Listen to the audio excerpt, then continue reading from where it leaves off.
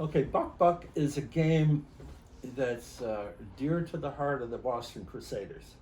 They played it in South Boston, and it was a rough and tumble game where people would jump on the backs of You the kind of form a human chain of the yes, of- and try to break that chain down. right. And Bill O'Connell, who had been on the bus with them, riding with Boston, came up with this thing. How would they like to play avant-garde and Buck Buck? And they were saying, "Oh yeah, we're going to do them in." So Bill gets an old trophy that was won somewhere, and he had it at home. And he decided he was going to have the World Buck Buck Championship. And the contestants were the Boston Crusaders and Avant-Garde. Well, I think, where were we? Recreation Field, I think. Eastside Rec, yeah. Eastside Rec. Yeah. So our manager was Rick Gathan. And he watched the whole thing happen. And, they were holding up pretty well to us jumping on them and everything. And so Rick said to Mike Lucas. Yeah. He said, "Mike," he said, "I don't want you to jump on anybody." He said, "What I want you to do," you see the end guy, the number 5 bass drummer from Boston, he said, "I just want you to go over there and sit on his ass." So Lucas goes over, he sits on the guy, went right down, right? But he's got a hold of the guy in front of him. Down he goes, down the next one goes, and pretty soon the line goes, boo!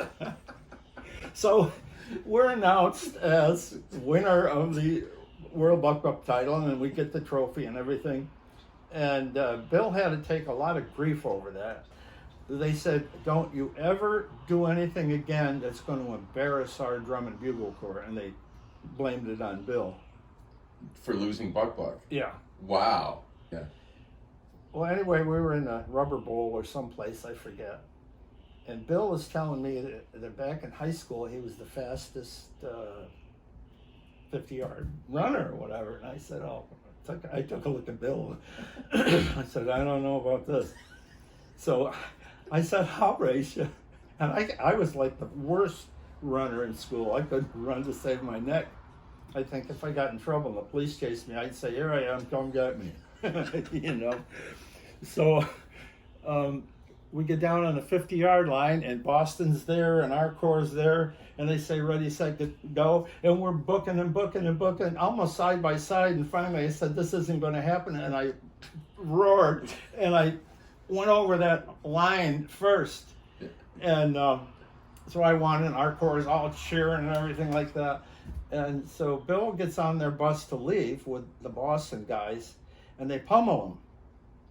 They threw him around, push, shout, "Don't you ever do anything like that again," embarrassing us, thinking you're going to outrun somebody from avant-garde, Wow. And so he took a lot of crap for that. And I can't believe that I actually ran, but I just wasn't about to be denied by Bill O'Connell. Oh my goodness. All right, here we go with the Rubick. Rubick is, my definition of Rubick was cow phlegm. That you would take the jaw of a cow after he had been chewing and chewing and chewing on whatever they chew on, and if you held it down like this and put a bottle under it, you could get probably a quart of this Rubick. It didn't have a name, so I called it Rubick. And we were having a fundraising event within the members of the Corps to raise some money for something. And I come back and I said, "I got it." I said, "See this bottle? All this yellow stuff?" I said, "This is Rubick." And they're going, "What's Rubick?" And I said, "It's, you pull the cow's jaw down, fill it up." And I said, "Why don't we all throw some money in a pot, and we'll see who's brave enough to drink the Rubick, and they will then have made this amount of money for the Corps." So everybody's tossing dollars and this and that, find out what's going on.